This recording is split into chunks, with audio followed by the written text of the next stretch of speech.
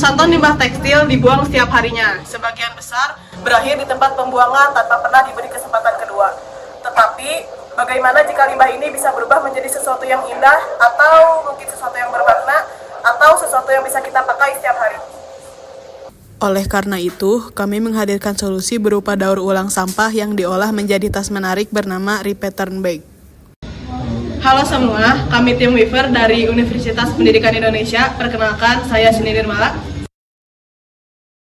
Saya Puput Wulandari. Saya Halimatus Sadia. Saya Hiswan Alijah. Di era fast fashion, konsumsi pakaian meningkat pesat. Menurut Kognisia, rata-rata pengeluaran pakaian di Indonesia meningkat per tahunnya. Dijelaskan pada tahun 2017 mencapai 31.000, 2018 33.000, dan 2019 35.000. Sayangnya, sebagian besar berakhir menjadi limbah tekstil. Dikutip dari Fibery2 Fashion, pada tahun 2020, sekitar 18,6 juta ton limbah tekstil dibuang di tempat pembuangan akhir. Selain itu, rata-rata konsumen juga membuang 60% pakaiannya setahun setelah membeli.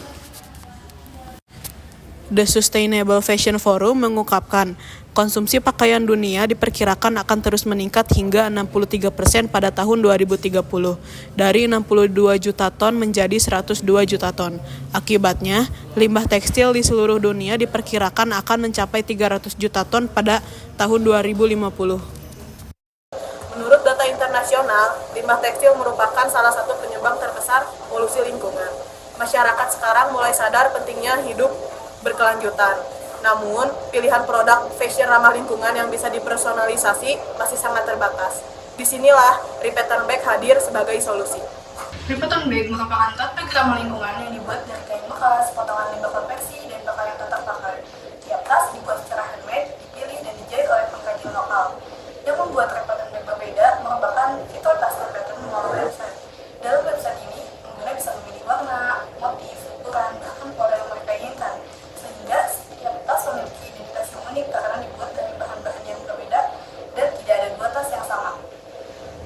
Untuk merealisasikan tujuan kami merancang produk kami menggunakan Business Model Canvas. Dengan Business Model Canvas, kami bisa melihat gambaran besar bisnis secara jelas, mulai dari bagaimana produk kami diciptakan, siapa yang akan menggunakan, sampai bagaimana cara kami memberi nilai yang berbeda dibanding produk lain. Jadi, Business Model Canvas bukan hanya alat perencanaan, tapi juga peta strategis yang membantu kami membangun bisnis yang efektif dan berkelanjutan. Pertama, dari sisi value proposition, kami ingin menghadirkan tote bag yang bukan hanya sekadar tas biasa, tapi tas yang bisa di-custom sesuai keinginan konsumen, mulai dari warna, ukuran, hingga desain. Selain itu, kami menekankan harga yang tetap terjangkau supaya siapapun, terutama generasi muda, bisa mengakses produk ini. Ditambah lagi, karena produk kami handmade dari bahan limbah tekstil, tote bag kami bukan hanya berkualitas dan fungsional, tapi juga punya nilai berkelanjutan yang tinggi. Untuk customer segment, target utama kami adalah mahasiswa dan generasi muda seperti Gen Z dan milenial, yang memang suka produk-produk estetik, personal, dan unik. Selain itu, kami menargetkan individu yang peduli lingkungan, penyuka produk lokal, serta konsumen yang memang senang dengan kustomisasi. Jadi, segmennya cukup spesifik dan pasar kami ini terus berkembang dan sangat potensial. Lalu, untuk membangun hubungan yang baik dengan pelanggan, pada bagian customer relationship, kami menyediakan layanan pelanggan yang interaktif, ramah, dan cepat. Kami juga ingin membangun komunitas yang sadar lingkungan, tempat mereka bisa berbagi pengalaman, ide desain, bahkan edukasi tentang daur ulang. Dengan pendekatan ini, kami berharap pelanggan tidak hanya membeli sekali, tapi juga merasa terhubung dan kembali lagi. Selanjutnya, dalam channel, kami akan memanfaatkan penjualan langsung, media sosial seperti Instagram dan TikTok sebagai platform utama promosi, serta marketplace untuk menjangkau pasar yang lebih luas. Kombinasi ini memungkinkan kami untuk tetap dekat dengan pelanggan sambil memperluas pasar secara efektif. Dalam menjalankan bisnis, ada 3 hal utama yang kami lakukan dalam key activities: produksi tote bag, menjualnya, dan mempromosikan secara konsisten. Semua ini didukung oleh key research, yaitu tenaga kami dan anggota tim yang berperan dalam perencanaan, produksi, hingga pemasaran. Kemudian, untuk memastikan kualitas dan ketersediaan bahan baku, kami bekerja sama dengan beberapa pihak pada bagian key partnership. Di antaranya pemasok atau donatur limbah tekstil, pengrajin lokal atau penjahit sebagai tenaga produksi tambahan, staf platform marketplace, dan logistik untuk mempermudah distribusi dan pengiriman produk ke pelanggan. Pada bagian cost struktur, biaya utama berasal dari bahan baku, proses produksi, dan tenaga kerja, pemasaran serta promosi digital, dan biaya operasional lainnya. Semua biaya ini dipertimbangkan untuk tetap menjaga efisiensi, namun tetap mempertahankan kualitas produk. Terakhir, dari sisi revenue streams, pendapatan kami berasal dari 3 sumber. Penjualan produk utama yaitu tote bag custom, pendapatan tambahan dari opsi upgrade customisasi, dan penjualan produk limited edition yang dibuat dalam jumlah terbatas untuk meningkatkan nilai eksklusivitas.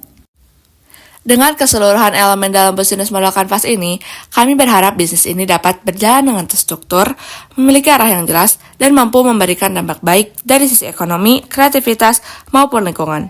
Bisnis modal kanvas ini menjadi fondasi strategi kami untuk membangun bisnis tote bag custom yang tidak hanya menarik bagi konsumen, tapi juga berkelanjutan dan relevan dengan kebutuhan zaman. Visi kami adalah menjadi brand lokal yang inovatif dan berkelanjutan dalam menghadirkan produk fashion ramah lingkungan. Untuk mencapainya, kami memiliki 4 visi utama. Yang pertama, mengubah limbah tekstil menjadi produk bernilai guna. Yang kedua, memberdayakan pengrajin lokal melalui produksi handmade. Yang ketiga, menyediakan platform digital yang memudahkan konsumen melakukan kustomisasi, meningkatkan kesadaran masyarakat tentang pentingnya sustainable fashion. Target pasar utama kami adalah usia 18-35 tahun, terutama mahasiswa dan juga pekerja muda. Mereka aktif di media sosial dan juga peduli lingkungan. Lokasi fokus kami adalah kota-kota besar seperti Bandung, Jakarta, Surabaya, Yogyakarta, dan juga Bali. Konsumen sekarang tidak hanya membeli produk, tetapi juga membeli nilai dan cerita di baliknya. Memilih lokasi bisnis bukan hanya soal titik di peta, melainkan keputusan strategis yang mencerminkan pemahaman mendalam terhadap dinamika pasar, perilaku konsumen, dan potensi pertumbuhan.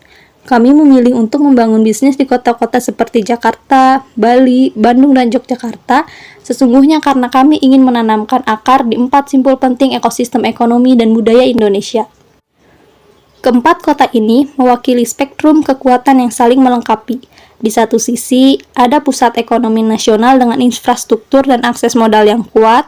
Di sisi lain, ada kota-kota dengan pusat pariwisata global, kreativitas anak muda, dan kekayaan budaya yang hidup. Kombinasi ini menciptakan landscape yang sangat kaya untuk menguji ide, membangun merek, dan menjangkau berbagai segmen pasar. Yang membuat keempat kota ini istimewa bukan hanya jumlah penduduknya atau daya belinya, tetapi juga karakter sosial dan psikografis masyarakatnya. Di kota-kota ini, kami bisa menjumpai konsumen urban yang terbuka terhadap inovasi, wisatawan global yang mencari pengalaman otentik, komunitas kreatif yang haus kolaborasi, hingga pelajar dan intelektual yang menghargai nilai dan cerita di balik sebuah produk. Lebih dari itu, kota-kota ini memiliki ekosistem pendukung yang solid, mulai dari akses ke teknologi dan logistik, keberadaan komunitas bisnis dan kreatif, hingga dukungan pemerintah daerah terhadap UMKM dan inovasi lokal. Mereka bukan hanya pasar, tetapi juga tempat berkembangnya ide dan jejaring. Dengan menempatkan bisnis di kota-kota ini, kami tidak hanya memperluas jangkauan geografis, tetapi juga memperkaya perspektif dan memperkuat daya tahan bisnis terhadap perubahan tren. Ini adalah strategi yang tidak hanya mengejar keuntungan, tetapi juga membangun relevansi jangka panjang di tengah masyarakat yang terus berubah. Logo kami menggambarkan tas yang berbentuk dari potongan geometris, simbol dari kain-kain bekas yang disatukan kembali. Kami berharap bisnis ini dapat berkembang menjadi gerakan yang mendorong gaya hidup berkelanjutan. Inovasi terbesar kami adalah sistem website custom design yang belum dimiliki oleh kompetitor lokal. Setiap pelanggan dapat mendesain tasnya sendiri. Repattern bag bukan hanya produk, tetapi pengalaman kreatif. Untuk modal awal, kami membutuhkan 1 juta yang digunakan untuk peralatan produksi, website, promosi, dan juga bahan baku. Dengan harga rata-rata 35.000 per tas dan target penjualan 30 tas per bulan. Setelah diakumulasikan, pendapatan tahunan kami mencapai Rp6.300.000. Kami menggunakan strategi pemasaran digital melalui Instagram, TikTok, dan website resmi. Kami menghadirkan campaign Give Waste as Second Life untuk meningkatkan awareness. Dengan value for money, repair bag mudah diterima pasar menengah dan kalangan mahasiswa. Operasional kami dimulai dari pengumpulan bahan baku berupa kain bekas dan potongan konveksi. Kemudian dilakukan pembersihan dan pemotongan sesuai pola. Setelah itu tas dijahit oleh pengrajin lokal, lalu masuk ke proses quality control dan dikemas menggunakan bahan ramah lingkungan. Website kami juga berfungsi sebagai pusat pemesanan, customisasi, dan pelacakan pemesanan. Setiap pembelian dari pattern bag membantu mengurangi limbah tekstil dan mendukung penghasilan pengrajin lokal. Ini adalah contoh produk repeater bag.